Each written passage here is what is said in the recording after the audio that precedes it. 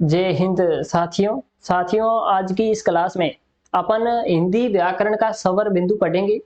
ये स्वर बिंदु की मास्टर क्लास है।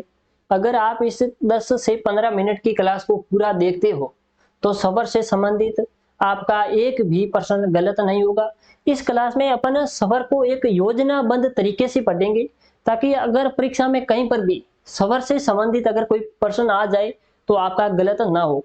इसलिए आप इस क्लास को अगर पूरा देखोगे तो आपका स्वर से संबंधित जो भी प्रश्न आएगा वो हमेशा के लिए सही होगा। आपको बार बार यूट्यूब पर कोई वीडियो ना देखनी पड़े। तो इस क्लास की शुरुआत करेंगे अपन सबसे पहले कि स्वर स्वर में अपन स्वर का भी वर्गीकरण करेंगे। स्वर का भी अपन छोटे छोटे टुकड़ों में तोड़ देंगे ताकि पढ़ाई करने में या याद करने में आसानी हो। तो सबसे पहले अपन स्वर की परिभाषा पढ़ेंगे। स्वर की परिभाषा से पहले ध्वनि क्या है, वर्ण, अक्षर, शब्द और वाक्य, इनके बारे में जानेंगे। उसके बाद अपन स्वर का वर्गीकरण करेंगे। जो सबसे पहला वर्गीकरण होगा वो होगा मात्रा के आधार पर स्वर के भेद। जो 3 भेद है, सबसे पहला आश्व स्वर है, दीर्घ स्वर है और प्लुप्त स्वर है। फिर है कि ओष्ठाकृति के आधार पर स्वर के भेद, 2 भेद है, वर्ताकार और अवर्ताकार स्वर। तीसरा है जीवा की क्रियाशीलता के आधार पर स्वर के 3 भेद है, अगर, मध्य और पच स्वर। उसके बाद है मुख के खुलने के आधार पर स्वर के 4 भेद है, संवृत स्वर, अर्ध संवृत स्वर, विवर्त स्वर और अर्ध विवर्त स्वर। फिर है मुख की मांसपेशियों के आधार पर स्वर के 3 भेद है, अंत में प्रकृति या स्वभाव के आधार पर भी स्वर के 2 भेद है और अंत में अपन स्वर से जुड़े कुछ अन्य महत्वपूर्ण बिंदु भी देखेंगे। तो अपन अगले पेज पर जाने से पहले अपन इन शब्दावली को यहीं पर समझ लेंगे। एक छोटी सी बात है, यहाँ पर सबसे पहला लिखा हुआ है ध्वनि। आपको एक लॉजिकली सोचना होगा ध्वनि क्या है। जो मैं मुंह से उच्चारित कर रहा हूँ, भाषा की सबसे छोटी मौखिक इकाई जिसका लिखित रूप नहीं है, जो कि मुंह से उच्चारित की जाती है, जो भाषा की सबसे छोटी मौखिक इकाई है, उसे अपन क्या कहेंगे, ध्वनि। जब अपन इन ध्वनियों को मुंह से उच्चारित वर्णों को अपन एक लिखित रूप दे देंगे तो ये ध्वनि का लिखित रूप क्या होगा, वर्ण होगा। जब इन वर्णों का उच्चारण एक वायु के सांस या एक झटके के साथ किया जाए तो वह क्या होगा, अक्षर होगा। जब एक वर्णों का सार्थक समूह जिसका एक निश्चित अर्थ हो तो उसको अपन क्या कहेंगे, शब्द। जब एक वर्णों का सार्थक समूह बनेगा जिसका एक निश्चित अर्थ होगा तो उसको अपन क्या कहेंगे, शब्द कहेंगे। फिर शब्दों का सार्थक समूह, जब अपन शब्दों को जोड़कर एक उसका सार्थक समूह बनाएंगे और जिसका एक निश्चित भाव हो उसको अपन क्या कहेंगे, वाक्य। तो इस प्रकार ध्वनि, वर्ण, अक्षर, शब्द और वाक्य आपको समझ में आ गया होगा, क्योंकि यहाँ पर इनकी सिर्फ परिभाषा से प्रश्न पूछा जाता है। परिभाषा मैंने आपको बता दी है, इतनी छोटी सी परिभाषा है इनकी। अब अपन आगे देखते हैं कि स्वर की परिभाषा क्या है। अब सबसे पहला प्रश्न है स्वर की परिभाषा। स्वर की परिभाषा में आपको बताऊं कि जिन स्वरों के उच्चारण के समय मुंह से उच्चारित वायु बिना किसी रुकावट के स्वतंत्र रूप से उच्चारित हो, अन्य किसी वर्ण की सहायता से जिसका उच्चारण न किया जाए वह स्वर है। अपन अब इनकी किताबी परिभाषा देखेंगे कि जिन ध्वनियों के उच्चारण के समय हवा बिना किसी रुकावट के निकलती है अथवा जिन वर्णों के उच्चारण स्वतंत्र हो, किसी अन्य वर्ण की सहायता न ली जाए, वो क्या है, स्वर है। तो मैंने पहले ही आपको बताया है कि जिन वर्णों के उच्चारण के समय हवा स्वतंत्र रूप से उच्चारित हो, जिसके उच्चारण में अन्य किसी भी वर्ण की सहायता न ली जाए, वो स्वर है। अब दूसरी है कि मात्रा किसे कहेंगे। मात्रा किसे कहेंगे, किसी भी ध्वनि के उच्चारण के समय जो समय का छोटा सा अंश लगता है उसे मात्रा कहेंगे। जैसे ये अ के साथ कोई मात्रा नहीं है, अ के साथ अ की मात्रा लगा के आ बनाएंगे तो इनके उच्चारण के समय जो समय लगा था उसे अपन मात्रा कहेंगे। उसके बाद आता है कि हिंदी व्याकरण में कुल स्वरों की संख्या कितनी है। परीक्षा में कई बार पूछा जाता है। तो कुल स्वर की संख्या 11 है, जिसमें ए है, आ है, ई है, ई है, ऊ है, ऊ है, री है, ए है, आई है, ओ और औ। इस प्रकार हिंदी व्याकरण में कुल 11 स्वर है। उसके बाद आता है कि हिंदी व्याकरण के स्वरों की कुल मात्राएं कितनी है। अगर देखा जाए स्वर की कुल मात्राएं 10 है।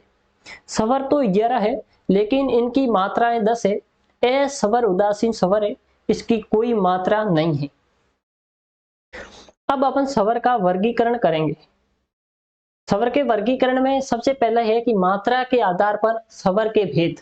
मात्रा के आधार पर स्वर का वर्गीकरण जो कि 3 भागों में किया गया है। सबसे पहला जो वर्गीकरण है वो है ह्रस्व स्वर, दूसरा है दीर्घ स्वर और तीसरा है प्लुप्त स्वर। मात्रा के आधार पर स्वर का 3 भागों में वर्गीकरण है। सबसे पहला वर्गीकरण है वो ह्रस्व स्वर, दूसरा है दीर्घ स्वर और तीसरा है वो है प्लुप्त स्वर। अब इस दीर्घ स्वर के भी कई अन्य नाम हैं जिनसे परीक्षा में प्रश्न पूछा जाता है, जिसमें सबसे पहला है लघु स्वर। इस दीर्घ स्वर को ही लघु स्वर कहा जाता है। दूसरा इसका नाम है छोटा स्वर, लघु का अर्थ ही छोटा होता है। फिर इसे एक मात्रिक स्वर भी कहेंगे। इसे मूल स्वर या अखंडित स्वर भी कहेंगे। मूल स्वर इसलिए कहेंगे क्योंकि इनकी सहायता से अन्य वर्ण बनाए तो जा सकते हैं, लेकिन ये जो वर्ण है ये किसी की सहायता से नहीं बनते हैं, स्वतंत्र वर्ण है। और अखंडित, एक अर्थ है नहीं खंडित, जिन वर्णों का खंडन न किया जा सके वे अखंडित स्वर है। अगर इनकी संख्या देखी जाए तो 4 है। अब इस ह्रस्व स्वर कहेंगे किसे कि उच्चारण में सबसे कम जो समय लगता है, जिन स्वरों के उच्चारण में सबसे कम समय लगता है उसे अपन ह्रस्व स्वर कहेंगे। ह्रस्व स्वर में 4 स्वर आते हैं, ए है, ई है, ई है और री है। ई नहीं, ऊ है। अ है, ई है, ऊ है और री है। इस प्रकार ह्रस्व स्वर में ये 4 स्वर आएंगे, अ, ई, ऊ और री। दूसरा नाम आता है वो आता है दीर्घ स्वर। दीर्घ स्वर किसे कहेंगे? दीर्घ स्वर का परिभाषा है कि उच्चारण में ह्रस्व स्वर से, ह्रस्व स्वर के से जो स्वरों के उच्चारण में दुगुना समय लगे उसको अपन कहेंगे दीर्घ स्वर। इसका दूसरा नाम है गुरु स्वर, बड़ा स्वर, एक मात्रिक स्वर, खंडित स्वर और संधि स्वर। इस प्रकार दीर्घ स्वर के ये सारे नाम है। इसको गुरु का अर्थ होता बड़ा, ये द्विमात्रिक स्वर है, एक मात्रिक नहीं, द्विमात्रिक स्वर कहेंगे। इसको खंडित स्वर और संधि स्वर कहेंगे क्योंकि इन स्वरों में संधि की जा सकती है, इन स्वरों का खंड किया जा सकता है, इस कारण इसको खंडित स्वर और संधि स्वर कहेंगे। इसकी संख्या 7 है, जिसमें सबसे पहला आ है, बड़ी ई है, बड़ा ऊ है, ए है, आई है, ओ और औ। इस प्रकार दीर्घ स्वर को 7 स्वर है। जिन स्वरों के उच्चारण में ह्रस्व स्वर से दुगुना समय लगे वो दीर्घ स्वर है। अब तीसरा नाम आता है प्लुप्त स्वर। जिन स्वरों के उच्चारण में दीर्घ स्वर से भी दुगुना समय लगे उसे प्लुप्त स्वर कहेंगे, जिसका उच्चारण लंबे समय तक किया जाता है, जैसे ओहुम। इस प्रकार जिन शब्दों का उच्चारण लंबे समय तक किया जाए उसको अपन कहेंगे प्लुप्त स्वर। तो मात्रा के आधार पर स्वर का 3 भागों में वर्गीकरण हो गया, इसके उपभाग भी हो गए, इनसे जुड़े अपन ने सारे स्वर भी देख लिए। अब दूसरा वर्गीकरण है वो वर्गीकरण है ओष्ठाकृति के आधार पर स्वरों का वर्गीकरण। जिन स्वरों के उच्चारण के समय, ओष्ठाकृति का अर्थ है कि होठों की आकृति किस प्रकार होती है, उसके आधार पर स्वर का वर्गीकरण 2 भागों में किया गया है। सबसे पहला है वर्ताकार स्वर और दूसरा है अवर्ताकार स्वर। अब वर्ताकार स्वर किसे कहेंगे?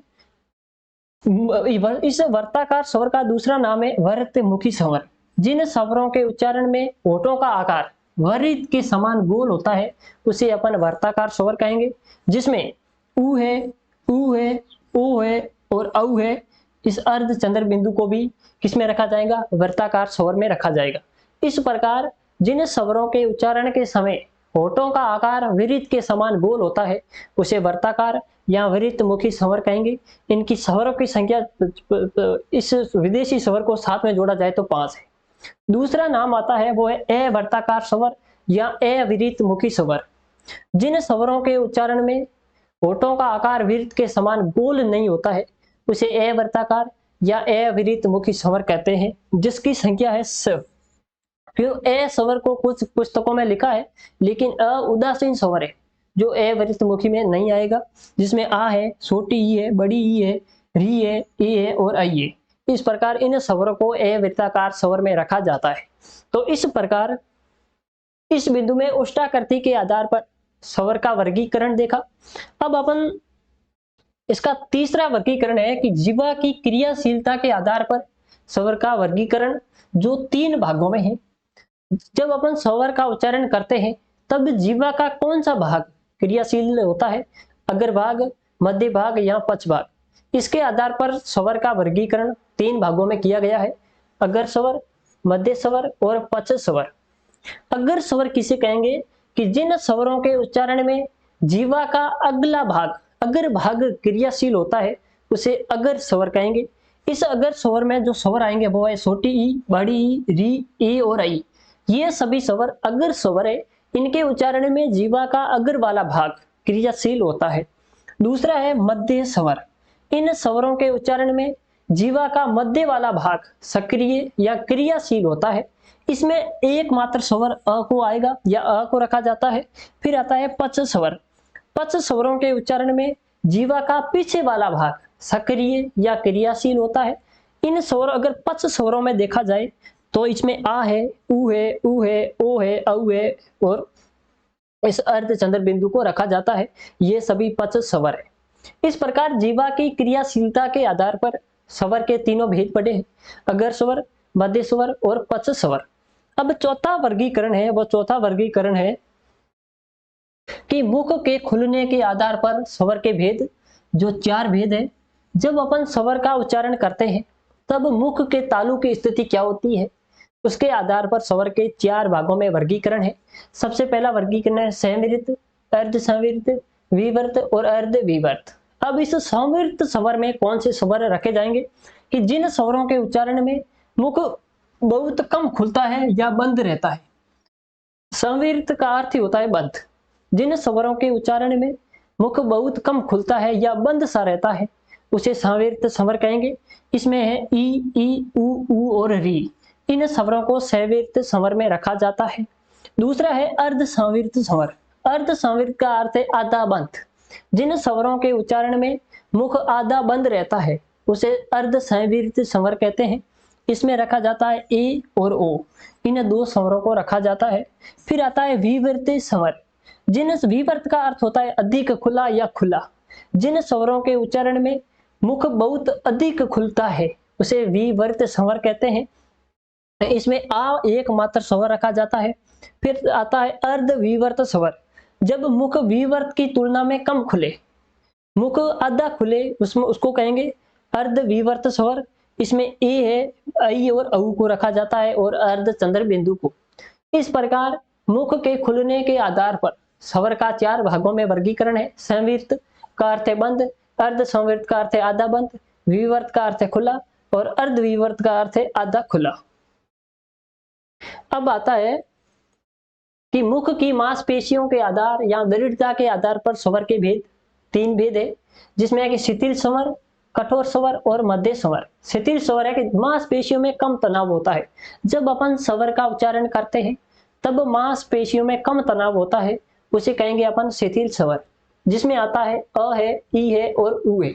दूसरा है कठोर स्वर। मांसपेशियों में अधिक तनाव या दृढ़ता होती है। जब अपन स्वर का उच्चारण करते हैं तब मांसपेशियों में अधिक तनाव या दृढ़ता होती है। इसमें आते हैं बड़ी ई, बड़ा उ, आई और औ। इस प्रकार ये कठोर स्वर है।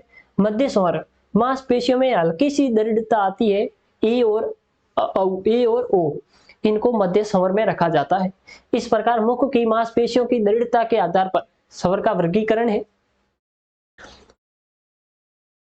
अब आता है प्रकृति या स्वभाव के आधार पर स्वर के 2 भेद है। जब अपन स्वर का उच्चारण करते हैं तो प्रकृति या स्वभाव के आधार पर स्वर के 2 भेद है, जिसमें सबसे पहला है अनुनासिक या निर्नुनासिक। दूसरा है अनुनासिक या सानुनासिक। अनुनासिक या निर्नुनासिक कहेंगे किससे कि जिन स्वरों के उच्चारण में हवा नाक से नहीं मुख से निकलती है। जब अपन स्वर का उच्चारण करते हैं तब हवा मुख से उच्चारित होती है, नाक के साथ नहीं होती है। उसको अपन क्या कहेंगे, निर्नुनासिक कहेंगे, जिसमें सभी स्वर आएंगे। इस निर्नुनासिक में सभी स्वर आएंगे। दूसरा है अनुनासिक या सानुनासिक। जिन स्वरों के उच्चारण में वायु मुख के साथ साथ नासिका से भी उच्चारित होती है उसे अनुनासिक स्वर कहेंगे, जिसमें 11 स्वर आएंगे, लेकिन इसके ऊपर चंद्र बिंदु का बिंदु लगा हुआ होगा। सभी स्वरों के ऊपर चंद्र बिंदु लगा हुआ होगा। ये सभी कैसे स्वर है, सानुनासिक। सभी स्वर निर्नुनासिक भी है, सानुनासिक भी है। इस प्रकार आपको ये स्वर वाली क्लास पसंद आई होगी। अभी तक आपने इस हमारे चैनल को सब्सक्राइब नहीं किया तो कर लीजिए।